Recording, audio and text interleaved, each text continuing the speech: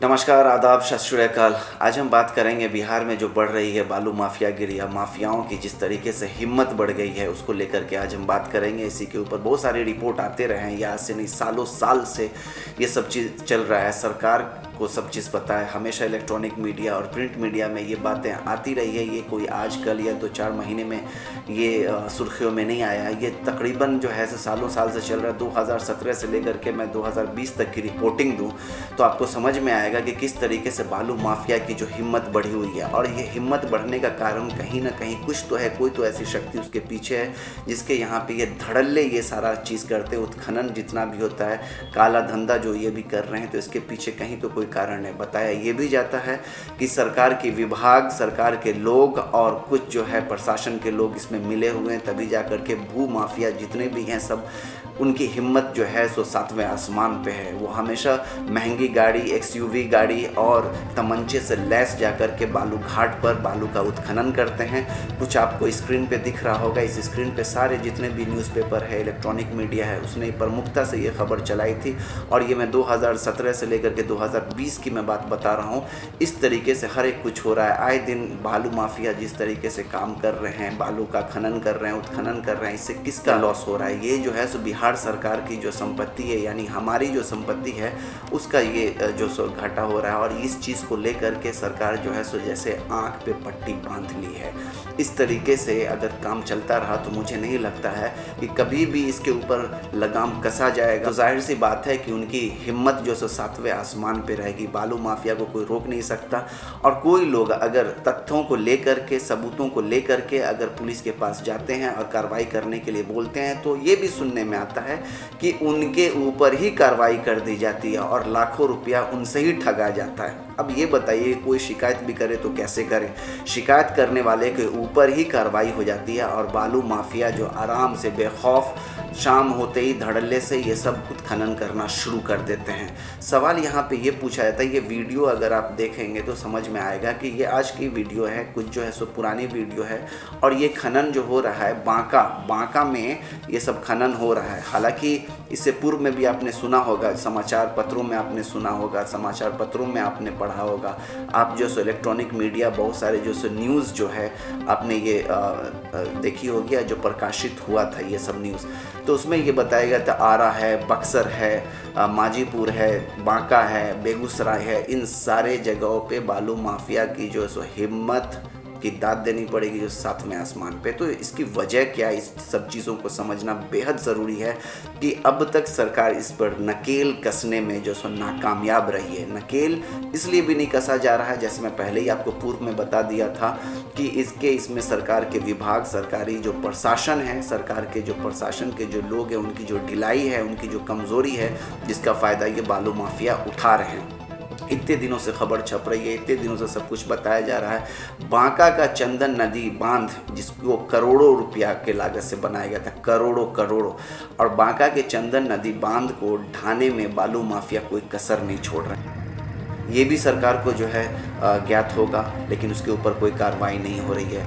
मजलिसपुर के पास माफिया जो है 50 फीट जो बांध है, उस 50 फीट बांध को उन्होंने जो है पूरी तरीके से जो है बर्बाद करना शुरू कर दिया है। 7 साल पूर्व ही बांध अरबों की लागत से बनाया गया था। जैसा मैं बोला, 7 साल पूर्व ही अरबों की लागत से बनाया था।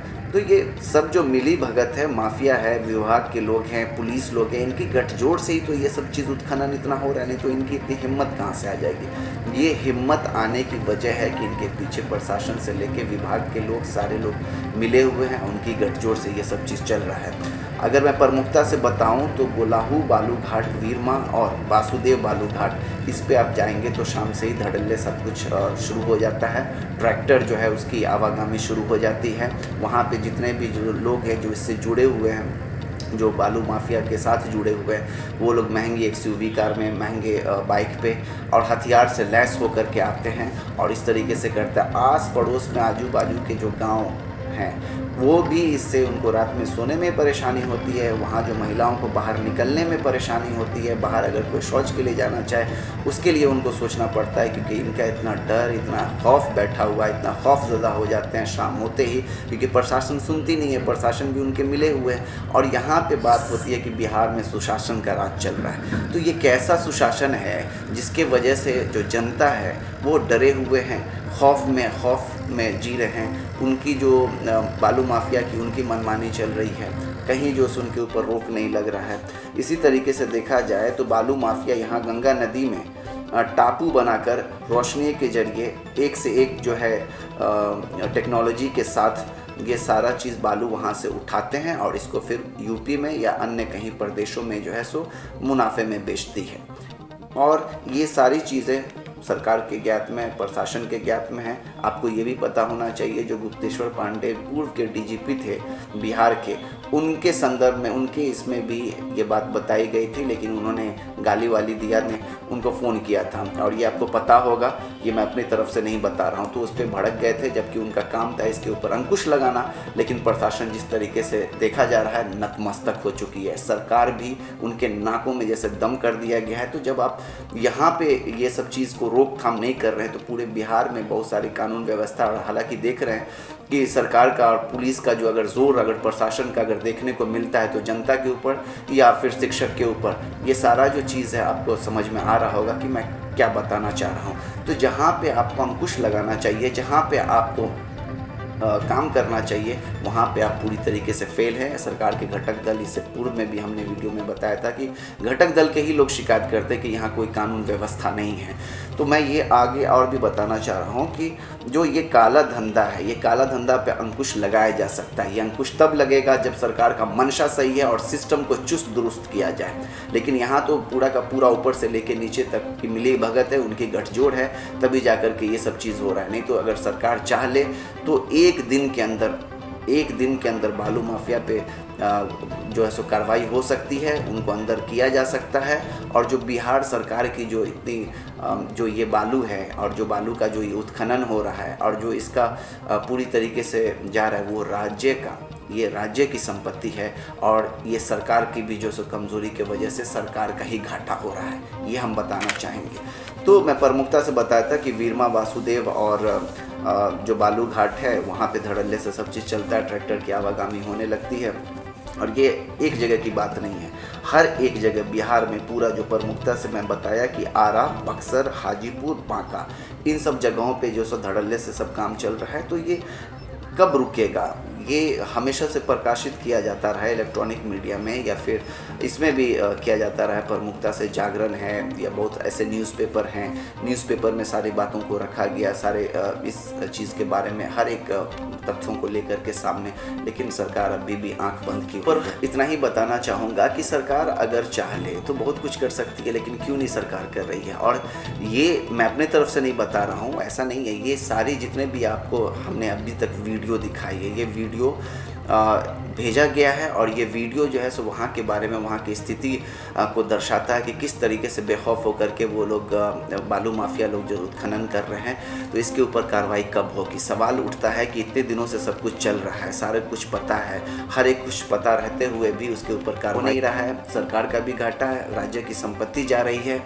और मैं गुहार लगाऊंगा कि सरकार से कि इसके ऊपर जो है सो कार्रवाई करे, इसके ऊपर जो है कदम उठाए। ना कि शिक्षक को आप लाठी मार रहे हैं, ना कि गरीब जनता उसके ऊपर जो है सो आप बर्बरतापूर्वक जो ज़ोर ज़बरदस्ती से प्रशासन की जो है एक धौंस जमा रहे हैं। अभी जो कानून आपने बनाया है कि कोई भी सोशल साइट पे अगर सरकार के ख़िलाफ़ या उनके मंत्री, उनके पदाधिकारियों के ख़िलाफ़ अगर कोई कुछ बोलेगा तो उसके ऊपर कार्रवाई होगी।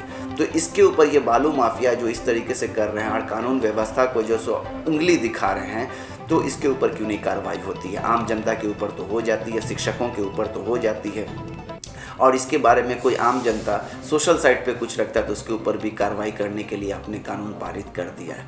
तो कानून व्यवस्था बनाए रखने के लिए आपको पहले सिस्टम को चुस्त दुरुस्त करना पड़ेगा। खुद में जो है सो एक सही नीयत और नीति बनानी पड़ेगी, सरकार को प्रतिबद्ध होना पड़ेगा, तब जा कर के जो है सो बिहार का कल्याण हो सकता है। नहीं तो आए दिन ऐसे खबर छपते रहेंगे और सरकार या प्रशासन के लोग जो आँख पे पट्टी बांधे रहे इसके ऊपर कार्रवाई होनी चाहिए। और सारे चीज़ को देखते हुए सरकार जितनी जल्दी अगर कदम उठाती है, जितनी जल्दी सिस्टम को चुस्त दुरुस्त कर लेती है, तो बिहार के लिए और सारे लोगों के लिए सही रहेगा। जो लोग वहाँ पे आजू बाजू के गांव में जो खौफजदा हैं, उनके इसमें भी राहत मिलेगी। वो भी सरकार पे जो सो एक उम्मीद बांधे हुई है कि कब सरकार इसके ऊपर कार्रवाई करेगी और कब उनका जो अभी जीना दूभर है, दुश्वार हो गया है, फिर से वो जो सो अच्छी ज़िंदगी वो जीने लगे।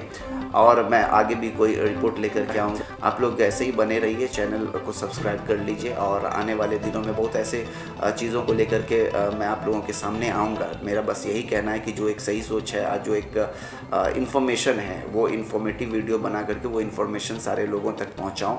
और ये लोग ये जो जितने भी इन्फॉर्मेशन है, ये सारे इन्फॉर्मेशन को आप लोग भी आगे बढ़ाइए। आप इस चैनल से जुड़े रहिए। आज के लिए इतना ही। नमस्कार, जय हिंद, जय भारत।